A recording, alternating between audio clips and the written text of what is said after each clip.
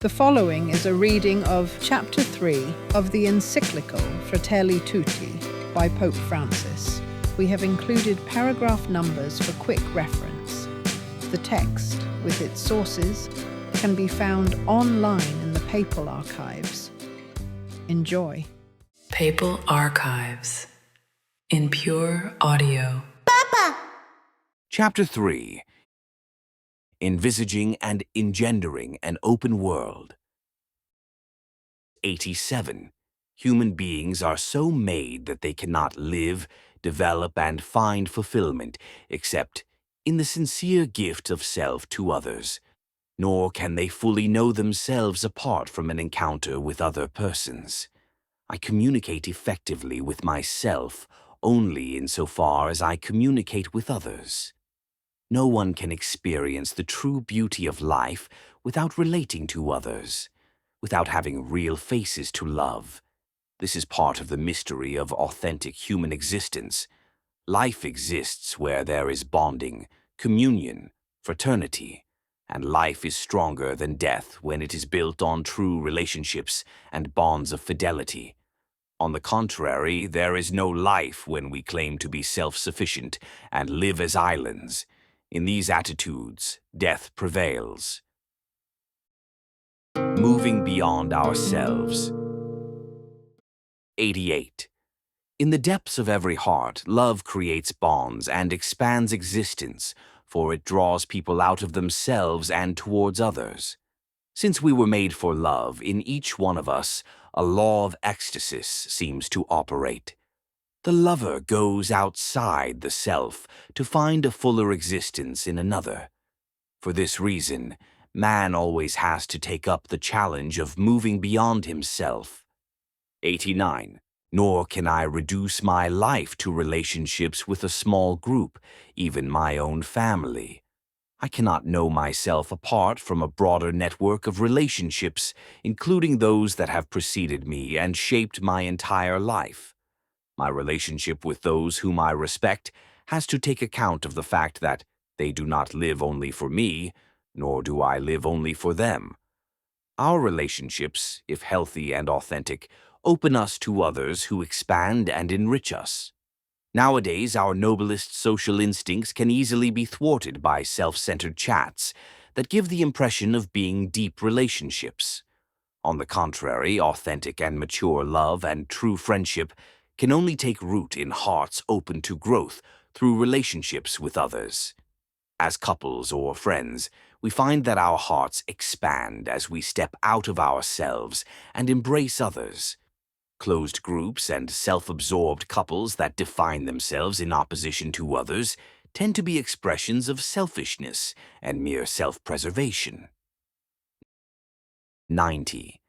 Significantly, many small communities living in desert areas developed a remarkable system of welcoming pilgrims as an exercise of the sacred duty of hospitality. The medieval monastic communities did likewise, as we see from the rule of Saint Benedict. While acknowledging that it might detract from the discipline and silence of monasteries, Benedict nonetheless insisted that the poor and pilgrims be treated with the utmost care and attention. Hospitality was one specific way of rising to the challenge and the gift present in an encounter with those outside one's own circle.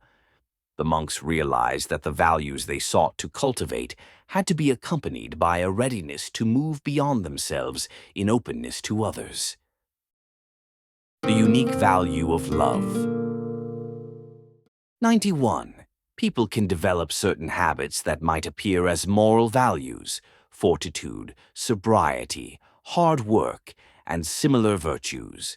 Yet, if the acts of the various moral virtues are to be rightly directed, one needs to take into account the extent to which they foster openness and union with others. That is made possible by the charity that God infuses. Without charity, we may perhaps possess only apparent virtues, incapable of sustaining life in common. Thus, St. Thomas Aquinas could say, quoting St. Augustine, that the temperance of a greedy person is in no way virtuous. Saint Bonaventure, for his part, explained that the other virtues, without charity, strictly speaking, do not fulfill the commandments the way God wants them to be fulfilled. 92. The spiritual stature of a person's life is measured by love, which in the end remains the criterion for the definitive decision about a human life's worth or lack thereof. Yet some believers think that it consists in the imposition of their own ideologies upon everyone else, or in a violent defense of the truth, or in impressive demonstrations of strength. All of us, as believers, need to recognize that love takes first place. Love must never be put at risk, and the greatest danger lies in failing to love. 93. St. Thomas Aquinas sought to describe the love made possible by God's grace as a movement outwards towards another, whereby we consider the beloved as somehow united to ourselves. Our affection for others makes us freely desire to seek their good. All this originates in a sense of esteem, an appreciation of the value of the other. This is ultimately the idea behind the word charity. Those who are loved are dear to me. They are considered of great value, and the love whereby someone becomes pleasing, grata, to another is the reason why the latter bestows something on him freely, gratis.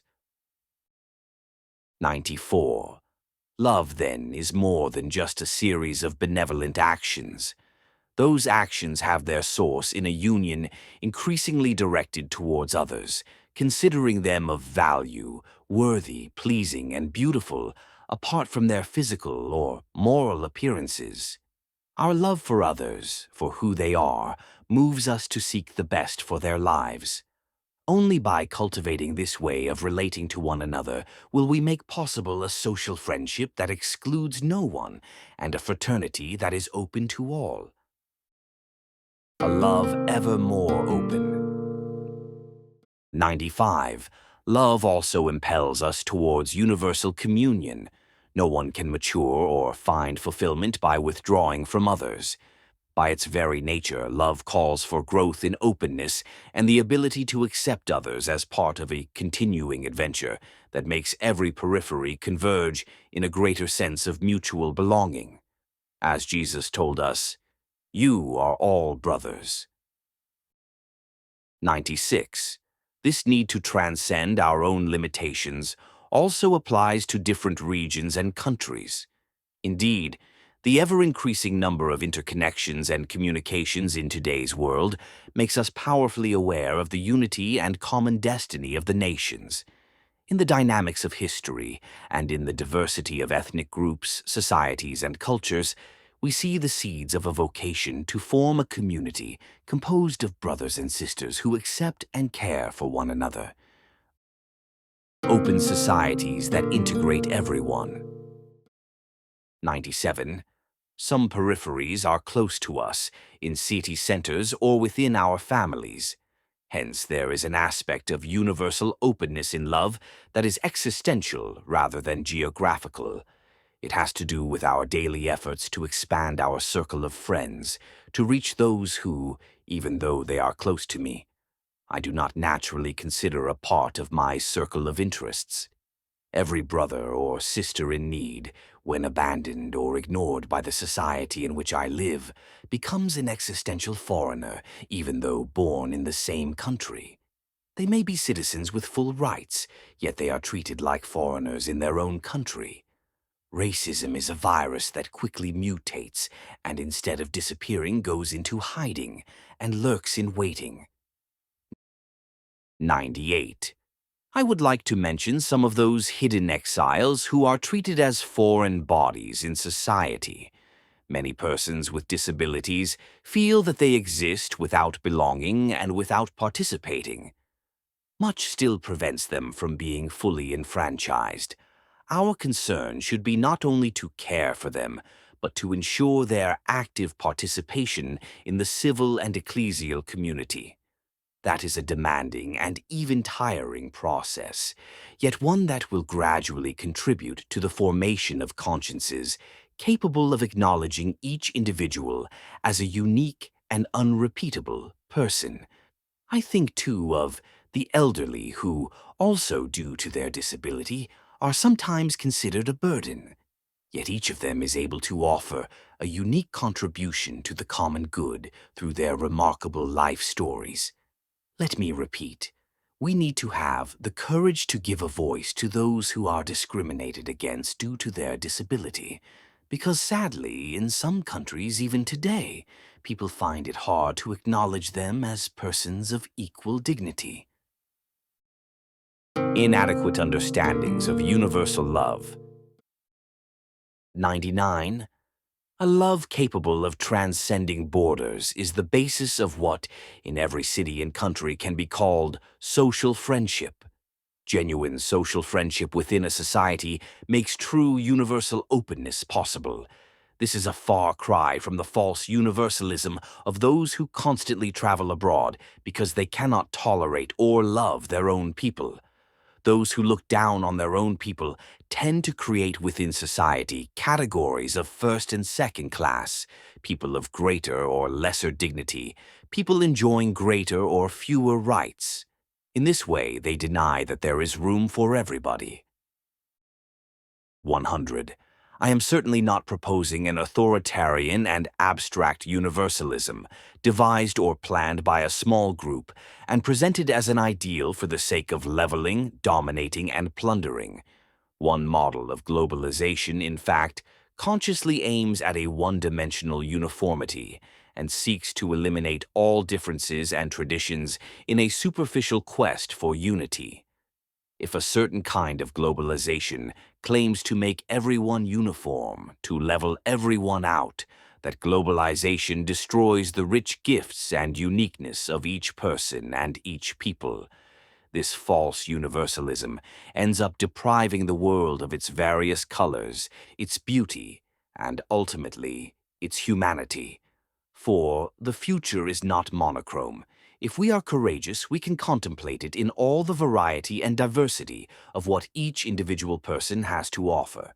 How much our human family needs to learn to live together in harmony and peace, without all of us having to be the same. Beyond a world of associates. 101. Let us now return to the parable of the Good Samaritan, for it still has much to say to us. An injured man lay on the roadside. The people walking by him did not heed their interior summons to act as neighbors. They were concerned with their duties, their social status, their professional position within society. They considered themselves important for the society of the time and were anxious to play their proper part. The man on the roadside, bruised and abandoned, was a distraction, an interruption from all that. In any event, he was hardly important. He was a nobody, undistinguished, irrelevant to their plans for the future. The Good Samaritan transcended these narrow classifications. He himself did not fit into any of those categories. He was simply a foreigner without a place in society. Free of every label and position, he was able to interrupt his journey, change his plans, and unexpectedly come to the aid of an injured person who needed his help. 102. What would be the reaction to that same story nowadays, in a world that constantly witnesses the emergence and growth of social groups clinging to an identity that separates them from others? How would it affect those who organize themselves in a way that prevents any foreign presence that might threaten their identity and their closed and self-referential structures? There, even the possibility of acting as a neighbor is excluded. One is a neighbor only to those who serve their purpose. The word neighbor loses all meaning. There can only be associates, partners in the pursuit of particular interests. Liberty, equality, and fraternity. 103. Fraternity is born not only of a climate of respect for individual liberties, or even of a certain administratively guaranteed equality. Fraternity necessarily calls for something greater, which in turn enhances freedom and equality. What happens when fraternity is not consciously cultivated, when there is a lack of political will to promote it? Through education in fraternity, through dialogue, and through the recognition of the values of reciprocity and mutual enrichment, liberty becomes nothing more than a condition for living as we will, completely free to choose to whom or what we will belong, or simply to possess or exploit. This shallow understanding has little to do with the richness of a liberty directed above all to love. 104th. Nor is equality achieved by an abstract proclamation that all men and women are equal. Instead, it is the result of the conscious and careful cultivation of fraternity. Those capable only of being associates create closed worlds.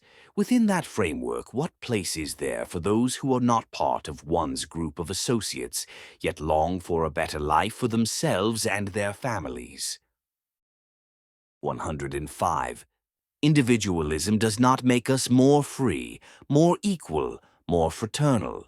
The mere sum of individual interests is not capable of generating a better world for the whole human family, nor can it save us from the many ills that are now increasingly globalized. Radical individualism is a virus that is extremely difficult to eliminate, for it is clever. It makes us believe that everything consists in giving free rein to our own ambitions, as if by pursuing ever greater ambitions and creating safety nets we would somehow be serving the common good. A universal love that promotes persons. 106th. Social friendship and universal fraternity necessarily call for an acknowledgement of the worth of every human person, always and everywhere. If each individual is of such great worth, it must be stated clearly and firmly that the mere fact that some people are born in places with fewer resources or less development does not justify the fact that they are living with less dignity. This is a basic principle of social life that tends to be ignored in a variety of ways by those who sense that it does not fit into their worldview or serve their purposes. 107. Every human being has the right to live with dignity and to develop integrally. This fundamental right cannot be denied by any country. People have this right even if they are unproductive or were born with or developed limitations. This does not detract from their great dignity as human persons, a dignity based not on circumstances, but on the intrinsic worth of their being. Unless this basic principle is upheld, there will be no future either for fraternity or for the survival of humanity. 108th. Some societies accept this principle in part. They agree that opportunities should be available to everyone, but then go on to say that everything depends on the individual. From this skewed perspective, it would be pointless to favor an investment in efforts to help the slow, the weak, or the less talented to find opportunities in life. Investments in assistance to the vulnerable could prove unprofitable. They might make things less efficient. Number of what we need, in fact, are states and civil institutions that are present and active, that look beyond the free and efficient working of certain economic, political, or ideological systems, and are primarily concerned with individuals and the common good. 109. Some people are born into economically stable families, receive a fine education, grow up well-nourished, or naturally possess great talent. They will certainly not need a proactive state. They need only claim their freedom. Yet the same rule clearly does not apply to a disabled person, to someone born in dire poverty, to those lacking a good education and with little access to adequate health care.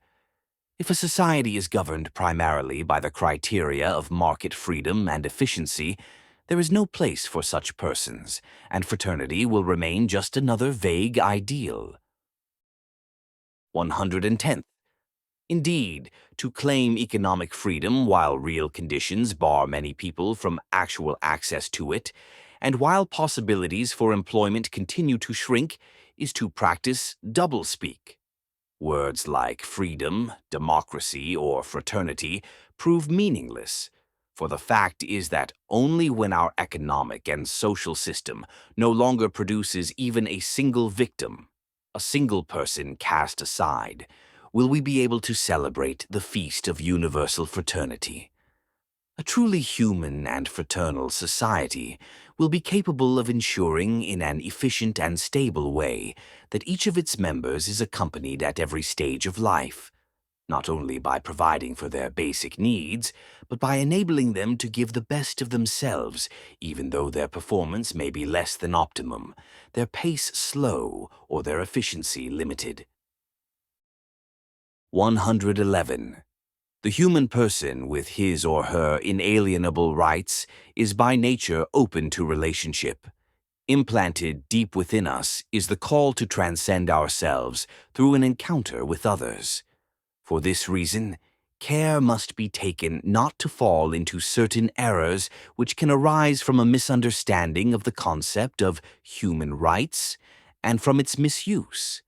Today, there is a tendency to claim ever broader individual, I am tempted to say individualistic, rights.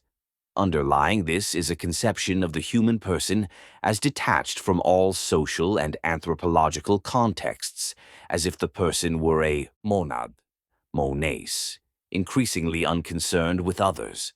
Unless the rights of each individual are harmoniously ordered to the greater good, those rights will end up being considered limitless, and consequently will become a source of conflicts and violence.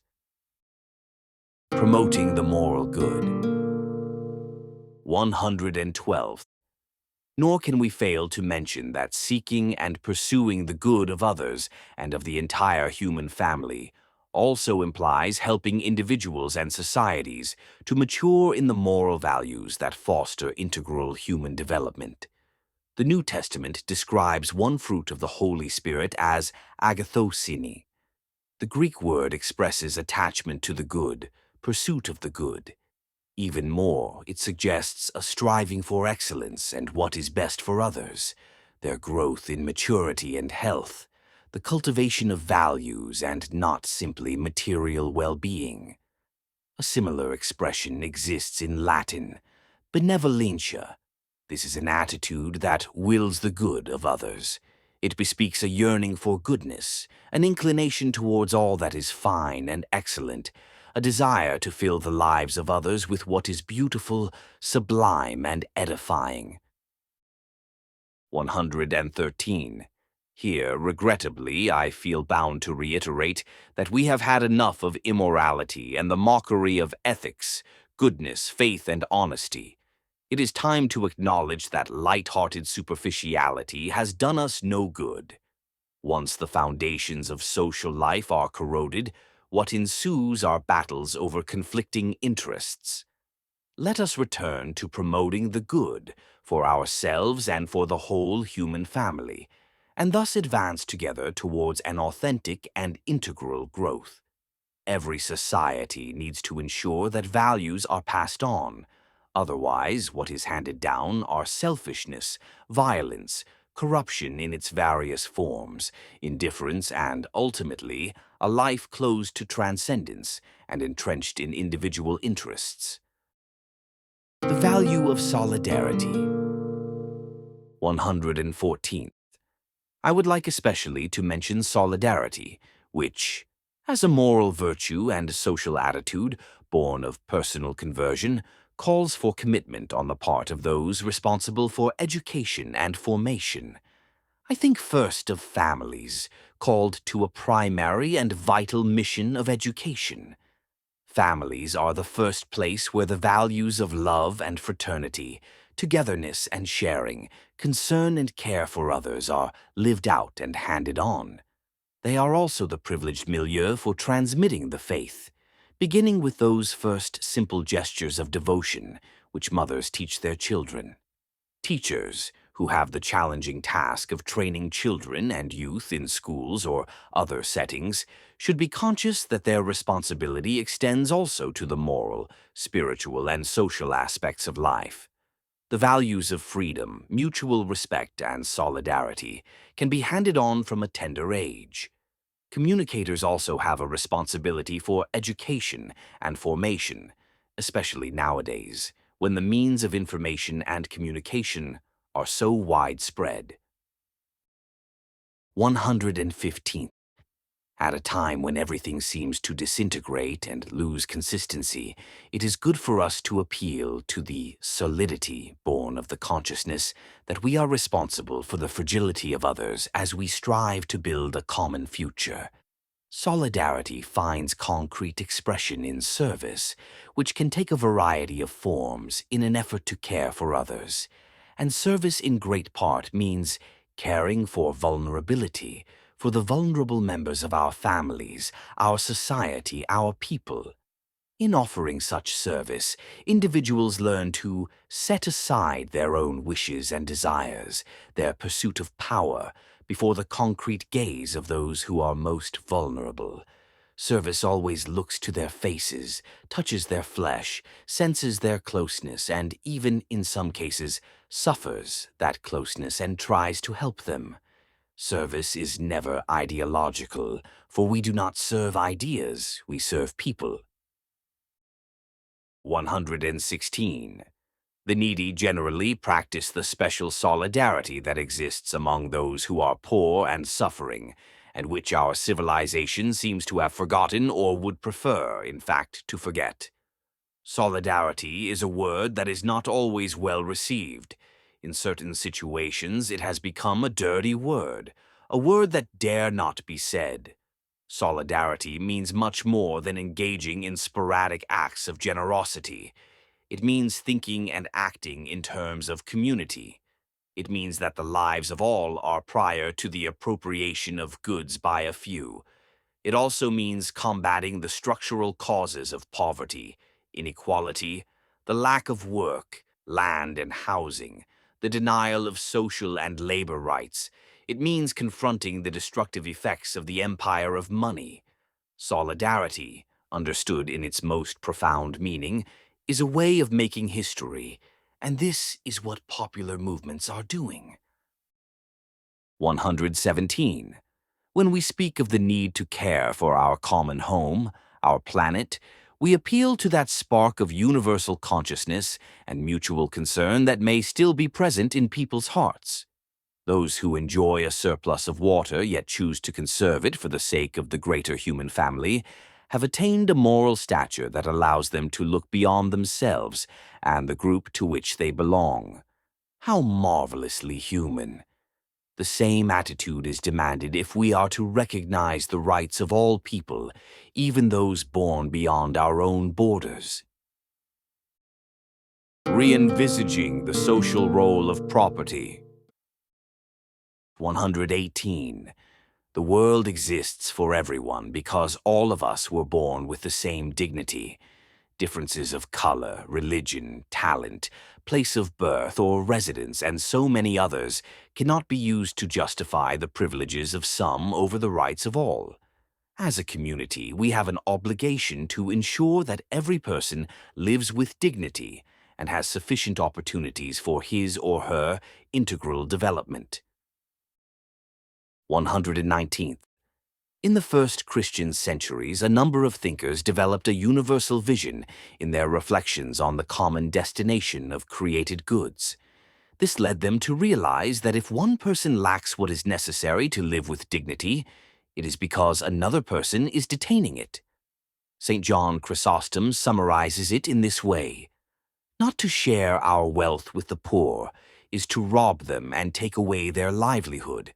The riches we possess are not our own, but theirs as well." In the words of St. Gregory the Great, when we provide the needy with their basic needs, we are giving them what belongs to them, not to us. 120. Once more, I would like to echo a statement of St. John Paul II, whose forcefulness has perhaps been insufficiently recognized. God gave the earth to the whole human race for the sustenance of all its members, without excluding or favoring anyone. For my part, I would observe that the Christian tradition has never recognized the right to private property as absolute or inviolable, and has stressed the social purpose of all forms of private property. The principle of the common use of created goods is the first principle of the whole ethical and social order. It is a natural and inherent right that takes priority over others. All other rights having to do with the goods necessary for the integral fulfillment of persons, including that of private property or any other type of property, should, in the words of St. Paul VI, in no way hinder this right, but should actively facilitate its implementation. The right to private property can only be considered a secondary natural right, derived from the principle of the universal destination of created goods. This has concrete consequences that ought to be reflected in the workings of society. Yet it often happens that secondary rights displace primary and overriding rights, in practice making them irrelevant. Rights without borders.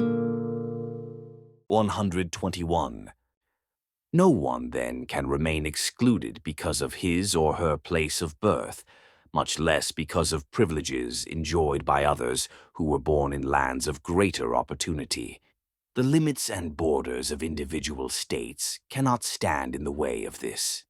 As it is unacceptable that some have fewer rights by virtue of being women, it is likewise unacceptable that the mere place of one's birth or residence should result in his or her possessing fewer opportunities for a developed and dignified life.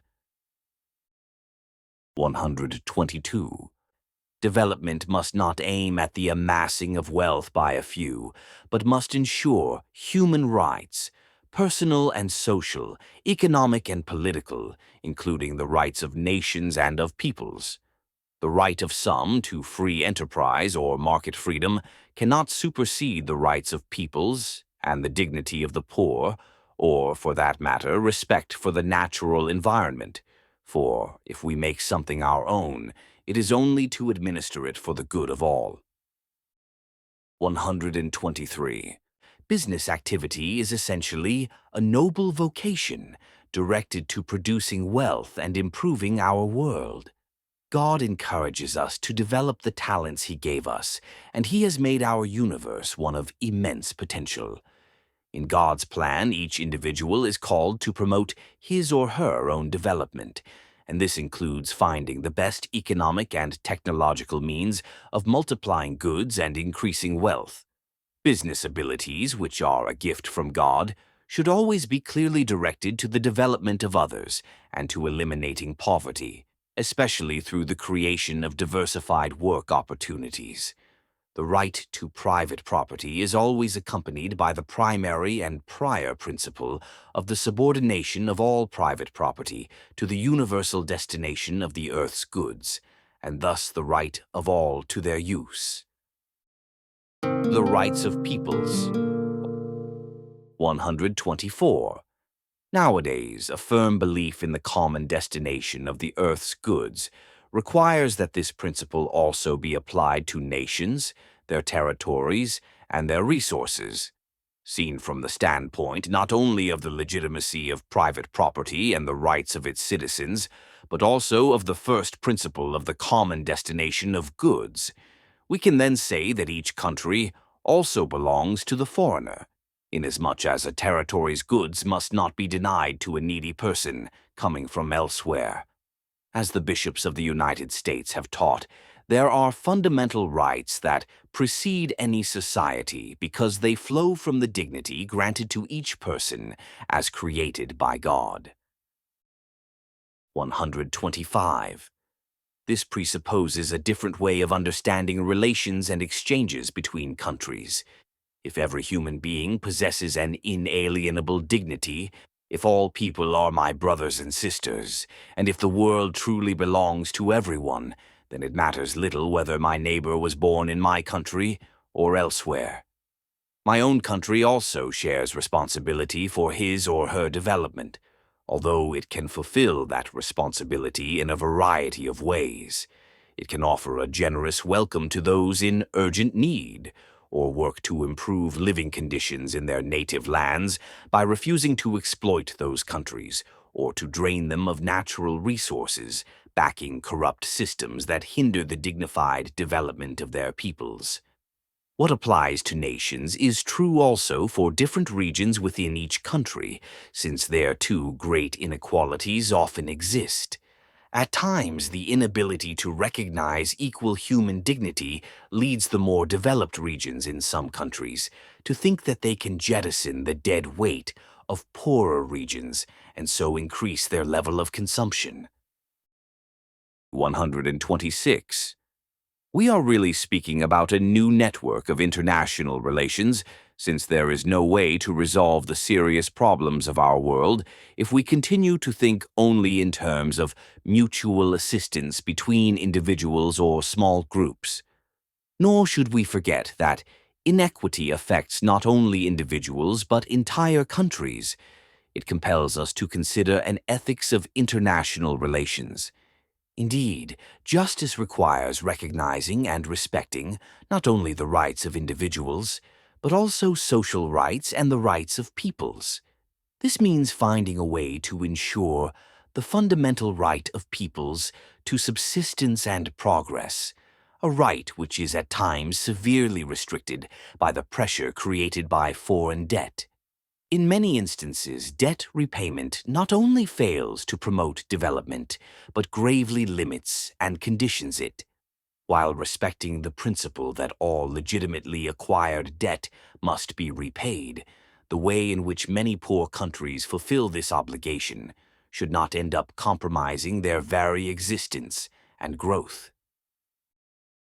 127. Certainly all this calls for an alternative way of thinking.